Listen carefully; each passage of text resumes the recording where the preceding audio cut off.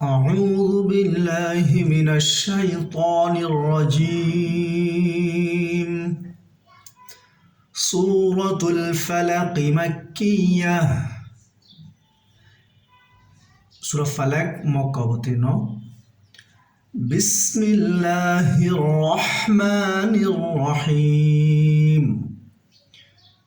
বিসমিল্লাহির রটা এখানে পুর করে পড়তে হবে, মোটা করে পড়তে হবে, কারণ আমরা আগে বলেছি রয় মুসাদ্দাদ, র তাসদীদুল্লাহ, রয়ের উপরে বা নিচে যেই হারাকাত হবে সেই অনুযায়ী রটা পুর অথবা বারিক হবে। যেহেতু এখানে রয়ের উপরে জবর আছে তাই আমরা রকে পুর করে পড়ব, রহ এখানেও পুর করে পড়ব, এই রয়ের ভিতরে পুর করে পড়ব। এরকম বিসমিল্লাহির রহমানির রহিম। মিল্লা, আল্লাহ শব্দটা এখানে বারিক করে পড়ব মিল্লা, কারণ আল্লাহ শব্দের পূর্বে জের আসছে, এই কারণে বারিক করে পড়ব। যদি আল্লাহ শব্দের পূর্বে জবর অথবা পেশ হতো তাহলে আমরা এটা ল পড়তাম, মোটা করে পড়তাম। যেহেতু জের আসছে তাই আমরা এখানে লাম শব্দটা, লাম শব্দের যে মাঝখানে লামটা আছে ওই লামটাকে আমরা লা বলে পড়ব। রহিম এখানে মধ্যে আরজি 3 আলিফ টেনে পড়তে হবে। বিসমিল্লাহির রহমানির রহিম। কুল আউযু বিরাব্বিল ফালাক। কুল এখানে কফ 4 নম্বর মাখরাজ, জিহ্বার গোড়া তার বরাবর উপরে তালুর সঙ্গে লাগিয়ে কফ। এখানে অনেকে আমরা কাফ বলি, কুল, এটা ভুল হবে, অর্থ চেঞ্জ হয়ে যাবে। তো আমরা খুব সতর্কতার সাথে আমরা কফ বলবো, কফটা উচ্চারণ করে বলবো কুল আউ। আর আউ এখানে আইনটা অনেক সময় আমরা আউ বলে ফেলি, আমরা খেয়াল করব যেন আউ না হয়ে যায় আইন। হালকের মধ্যখান হইতে আইন হা। জাল, জালটা জিহ্বার আগা সামনের উপরে দুই দাঁতের আগার সঙ্গে লাগিয়ে বলবো কুল আউযু বিরাব্বিল ফালাক। ফালাক, এরকম ফালাক বলবো কারণ কফটা হচ্ছে কলকলার হরফ, আর আমরা জানি কফ তো বা জিম দাল, এই 5 হরফে যখন জজম হবে তখন কলকলা করে পড়তে হবে, অর্থাৎ একটু ধাক্কা দিয়ে পড়তে হবে ফালাক। আর আমরা আরেকটা বিষয় হচ্ছে ওয়াকফের সময় 2 জবর ছাড়া বাকি যেগুলো আছে 1 জবর 1 জের 1 পেশ অথবা 2 পেশ 2 জের, ওয়াকফের সময় এগুলো থাকলে এগুলোকে আমরা সাকিন করে দেব। কুল আউযু বিরাব্বিল ফালাক মিন শাররি মা খালাক। মিন এখানে গুণনা হবে ইকফা গুণনা, কারণ নুন সাকিনের পরে ইকফার হরফ শিন আসছে। মিন শাররি, আর রটা এখানে আমরা পাতলা করে পড়বো, অর্থাৎ বারিক করে পড়বো, কারণ রয়ে মুসাদ্দাদ নিচে জের আছে। মিন শাররি মা খালাক। খলাক খয়ের উপরে হরকত, হরকতের উচ্চারণ তাড়াতাড়ি করতে হবে। লামের উপরে হরকত, হরকতের উচ্চারণ তাড়াতাড়ি করতে হবে। কফ এখানে যেহেতু আমরা ওয়াকফ করছি তাই কফের উপরে জজম হবে, আমরা এখানে কলকলা পড়ব, ধাক্কা দিয়ে পড়ব। মিন শাররি মা খালাক ওয়া মিন শাররি, এখানেও ওয়ামিন, মিনের ভিতরে ইখফা গুণা হবে, কারণ নুন সাকিনের পরে শিন আসছে ইকফার হরফ, আর ইকফা হলে একটু নাকের ভিতরে লুকিয়ে গুণা করে পড়তে হবে। মিন শাররি, এই রয়ের ভিতরে রটাও, রয় মুসাদ্দাদ, রটাও পাতলা করে পড়তে হবে, বারিক করে পড়তে হবে। গয়ের উপরে মধ্যে তোবাই, জবরের বাম পাশে খালি আলিফ, এক আলিফ টেনে পড়তে হবে। সি, সিতে তাড়াতাড়ি পড়তে হবে কারণ এটা হরকত। তিন, কফ 2 জের তিন, এখানে এটা হচ্ছে ইজহার, কারণ নুন সাকিন বা তানবিনের পরে ইজহারের হরফ হামজা আসছে। আর আরেকটা বিষয় আমরা জানি যে আলিফের উপরে যখন জবর জের পেশ জজম হবে তখন ওই আলিফটা হামজা হয়ে যাবে, সুতরাং আমরা এখানে বুঝতে পারলাম যে এটা ইজহারের হরফ। ইদা, ইতে হরকত তাড়াতাড়ি পড়তে হবে। জাতে মধ্যে তোবাই এক আলিফ টেনে পড়তে হবে।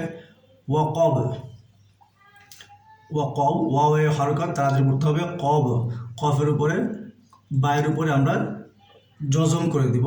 ওয়াকব, এখানেও বাটা কলকলা হরফ, কারণ কলকলা হরফ 5টি, কফ, ত, বা, জিম, দাল, এই 5 হরফে জজম হলে একটু ধাক্কা দিয়ে পড়তে হবে। ওয়াকব। ওয়ামিন শাররি গাসিকিন ইযা ওয়াকাব, ওয়ামিন শাররিন নাফাসাতি ফিল উকাদ। ওয়া, এখানে হরকত, ওয়ার উচ্চারণ তাড়াতাড়ি করতে হবে, ঠোঁট গোল করে ওয়া বলতে হবে। ওয়া। মিন, মিনের ওমিন, এখানে নুনের জজম বা নুন সাকিন, নুন সুকুন, আর যেহেতু এটা ইকফার গুণা হবে, কারণ নুন সাকিনের পরে ইকফার হরফ শিন আসছে। আর রটা এখানে পাতলা করে পড়তে হবে, রয়ে মোসাদ্দাদ জের। নুন, এখানে রিন, নুনের ভিতরে ওয়াজিব গুণা, কারণ আমরা জানি হরকতের বামে নুনি অথবা মিমের তাসদিদ হলে ওয়াজিব গুণা করতে হবে, গুণা করা ওয়াজিব। যেহেতু রয়ের উপর হরকত আছে, হরকতের বামে, অর্থাৎ কবলাল জ্বর বা কবলাল কাসরা, বাদাল কাসরা, অর্থাৎ কাসরার পরে নুন আসছে, নুন তাসদিদ আসছে, এই জন্য এটাকে আমরা ওয়াজিব গুণা। ফাটা বলতে হবে উপরে 2টা দাঁত, সামনের উপরে 2টা দাঁত নিচে ঠোঁটের পেটের সাথে লাগিয়ে দিতে হবে। সাটা বলতে হবে জিহ্বার আগা, সামনের উপরে 2 দাঁতের আগার সঙ্গে লাগিয়ে সা বলতে হবে।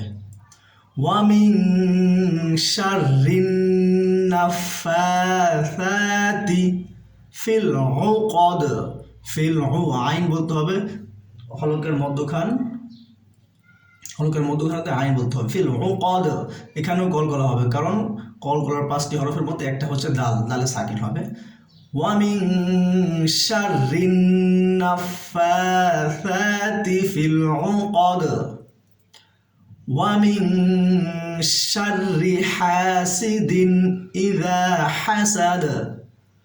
ওয়া হরকত, ওয়ার উপরে হরকত, এই জন্য তাড়াতাড়ি পড়তে হবে। মিন, এখানেও ইকফা গুণা, নুন সাকিনের পরে ইকফার হরফ শিন আসছে। মিং শাররি, রটা এখানে পাতলা করে পড়তে হবে। মিং শাররি,